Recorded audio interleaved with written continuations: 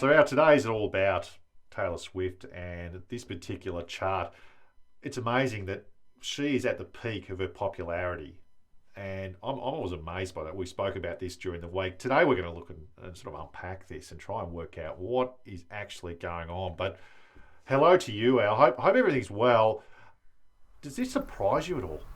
Good morning, mate. No, it doesn't. She's got a few things happening in 2023, mate. I'm interested to kind of get a bit of a background on this kind of graph in particular, but she's going gangbusters in 2023, mate. So let's start with the pre-2016 era. And Al, it's safe to say that 1989 was the peak there.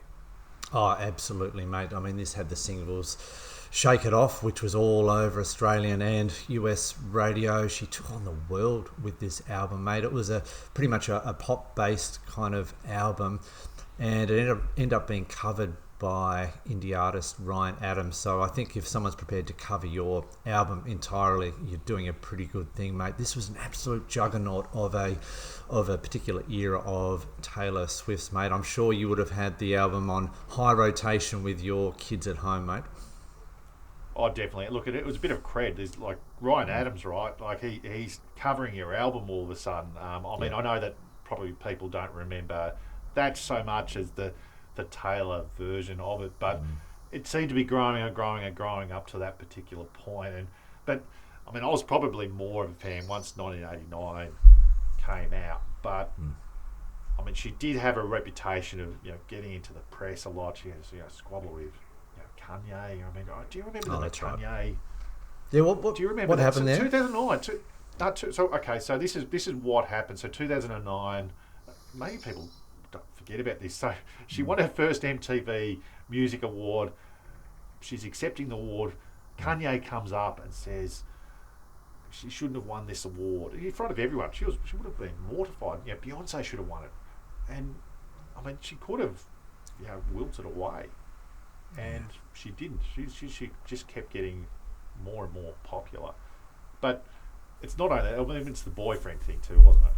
Oh, yeah, mate. Look, there's lots of memes around on the internet basically alluding to if you kind of date Taylor Swift and it doesn't work out, she'll write an album or at least a song about you. I don't know if that's overly fair, but I mean, I don't know, maybe it is a bit of a talking point. I mean, let's be honest. Like, there's probably an EP's full of those songs that like not a full album. But I mean, what's wrong with that? I mean, that's people been doing that forever, haven't they? But look, around 2017, that sort of stopped. She'd become a little bit more private. You can sort of see there's a bit more stabilisation, and Reputation came out. It wasn't quite so popular.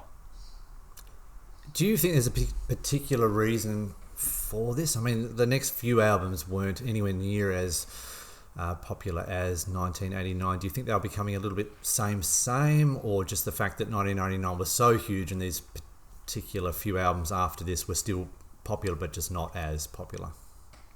I think that she's got a very good base by this time, Yep.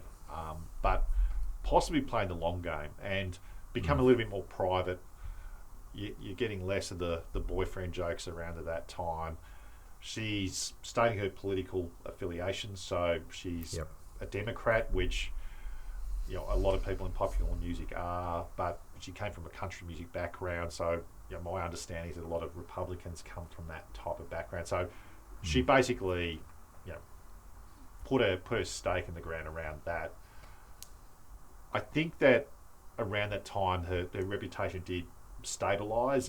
She had the so-called benefit of the Masters dispute, where she lost that battle for ownership of rights, and it led to her recording her back catalogue.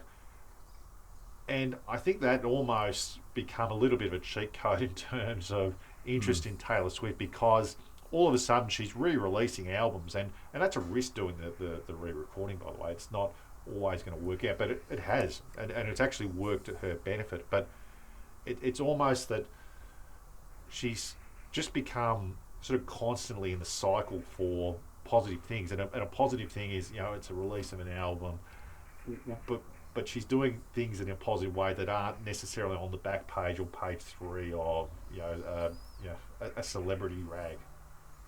Yeah, absolutely, man. And I think what she's been able to do is really been able to kind of show, particularly young women, that you do have a voice and you do have power within your own,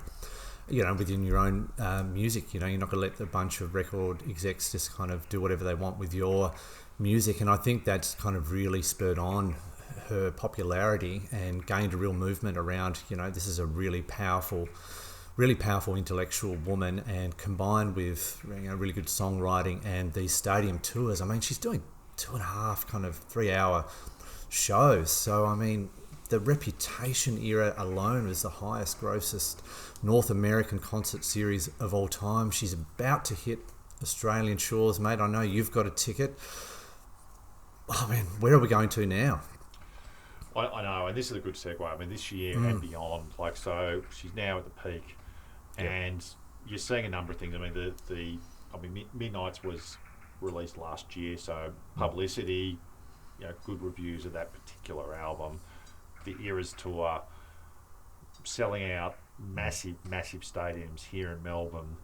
There are 200,000 seat concerts that have been booked out. I'm going with my daughter. My daughter's pumped. She loves Taylor Swift. She's not going to listen to this, or she's not going to watch this particular video. She's missing out there, isn't she? But I look, there's that. I mean, there's also the whole thing with Travis Kelce. So going out with Travis Kelce, and now all of a sudden on the NFL telecast. So it's like the colliding of two worlds. So it's almost sort of, again, it's sporting more interest in Taylor Swift Inc. And absolutely. I don't know. Who knows where it's going to go to now? I suspect that she might have another gear in it, but I mean, like anything, I think things will stabilise. But I think she's got a really good platform to go forward with things. But what's your view, mate? Do you see her? I mean, the comparison of Madonna are probably interesting, aren't they? Yeah, look, that's the first artist I kind of thought of in terms of a comparison as a global female megastar. Now, for me, Madonna kind of petered out about 1998 to 2000 with her Ray of Light album.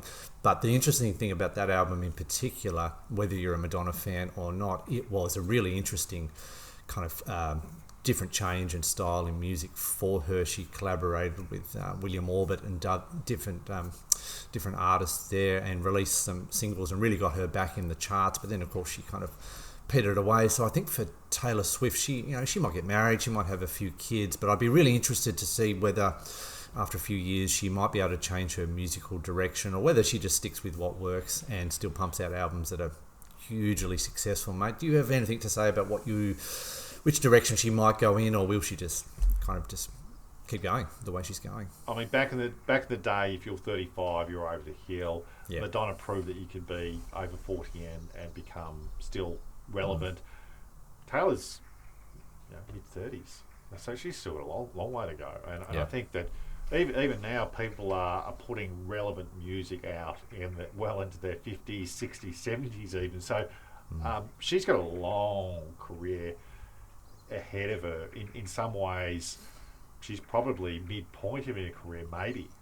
But it's, as I guess, in terms of being in the public eye, look, I would suggest that she's probably got maybe 2 to 3 more albums where it's going to be still Taylor Swift mania, which is going to be incredible. And I can only see the next album being just huge, just with the amount of publicity she has received in recent times. So that's our review and just our interest in where we're seeing Taylor Swift in terms of her current popularity. That wraps up another episode of Indie Miners. Please look to subscribe to the channel, follow us on Twitter, and let us know if there's an album you would like us to look at. So until next time, bye for now, and thank you for watching.